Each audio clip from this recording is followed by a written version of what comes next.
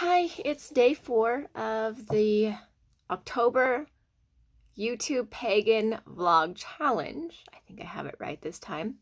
And today's word is believe. Um, Many are probably going to talk about all the different belief systems that they have, and I have seen a lot of lovely videos this morning about different people's beliefs and how powerful it is and how powerful the word believe is in general. Your mind can do so many amazing things. I'm going to take a little bit of a different take.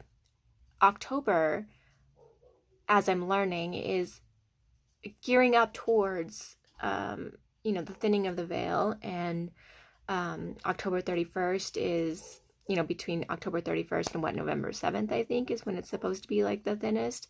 And we celebrate Halloween or Samhain or, Day of the Dead, all those things during this time. And it's basically an honoring of your ancestors and their their souls that have moved forward or passed on, and we honor their lives and how they've touched us and all those things. So I'm going to do that in my videos periodically, and this one happens to be one of them because I think part of honoring them isn't just a day thing, but can be a whole process. And I don't talk about the people who have passed away in my life often. It makes me sad. So I'm going to try not to be very, very sad. But with belief, I wanted to share memories of my mom. She died in a hit and run. Well, it wasn't hit and run. It was a car accident, a drunk driving car accident. She was the drunk driver. And it's weird because, this is like 17 years ago. And I was like 19. My daughter had just been born. She wasn't even a year old yet. And now she's 18 and gonna have her own baby. And but she didn't ever drink and drive. That's the weird part. I think everything's meant to happen for a reason. I don't always know what the reasons are. It was her time. The whole situation like led up to it being her time to move on from this world, and it was challenging.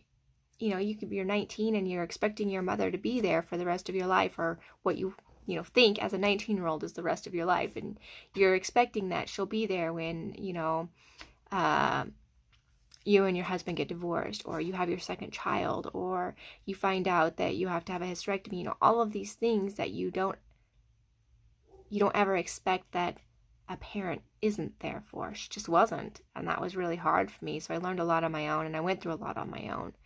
I'm not going to say that I didn't have other people in my life who were supportive and engaging and encouraging and who helped me through a lot of things, because I did. My dad, my real father, lived in Utah, and he died a couple years after my mom. But I wasn't very close with him. I'm closer with my stepfather, and I'm still close with him today. Anyway, so what I wanted to share about belief is that it was my mom who helped me believe in things that are unseen.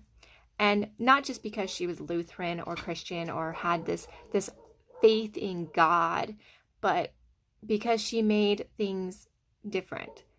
We would be around the Christmas tree, and she always had a package from Santa all the time.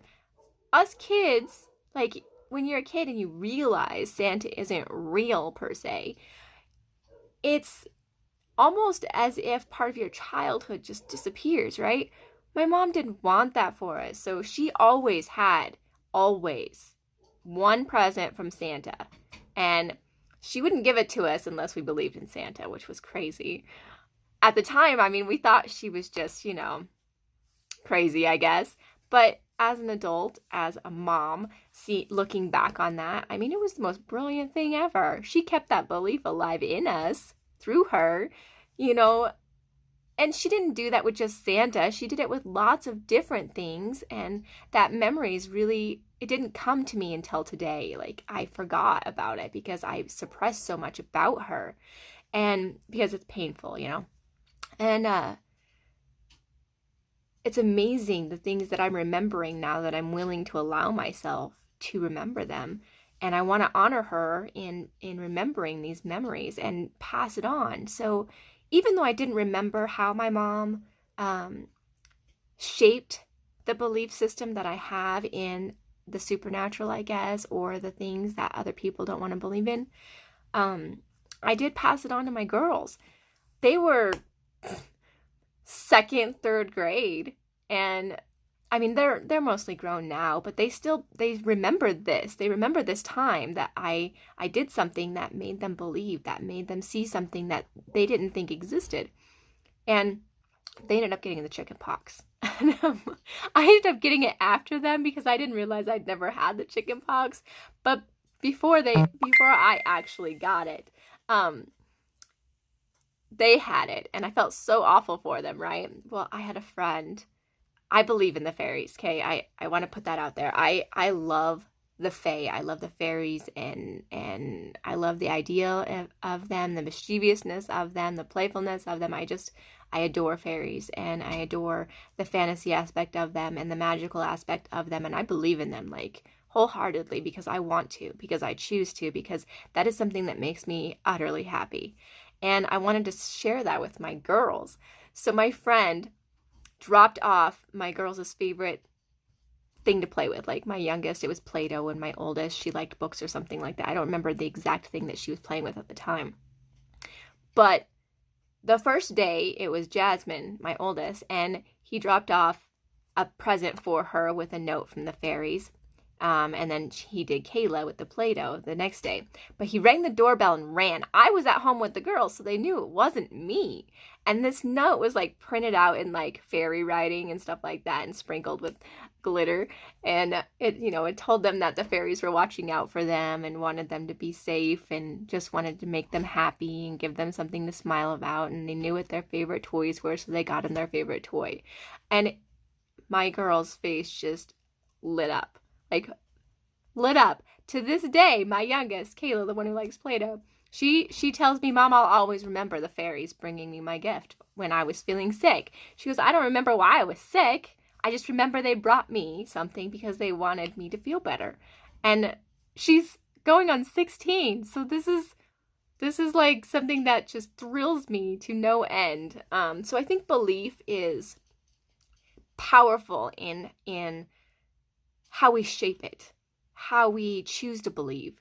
And our brains can do wonderful things just out of belief. Some people talk about placebo effects. That is a belief system.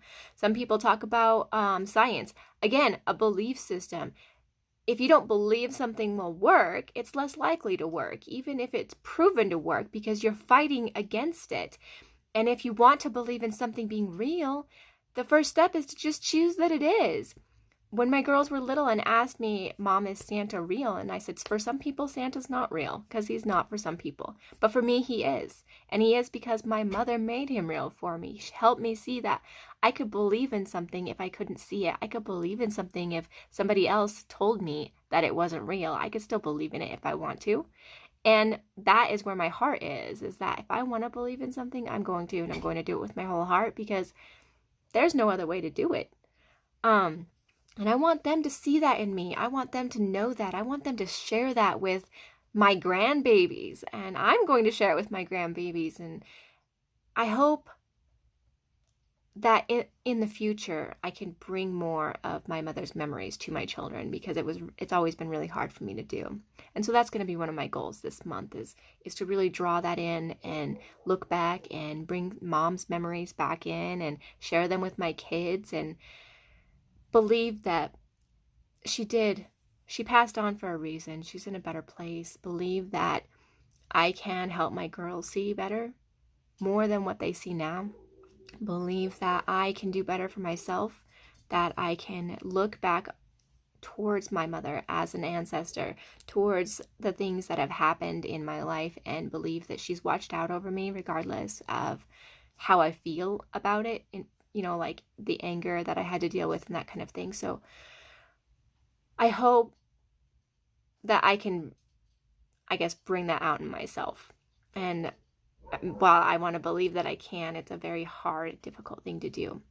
But the Fae I can believe in easy. Like, I don't know why that's so much easier, but it is. And before I leave, because I don't want to make this super long, I'm trying to keep them under like 12 minutes. So before I leave, somebody had asked if I would share the final product of the little goblin I shared for yesterday for Moon.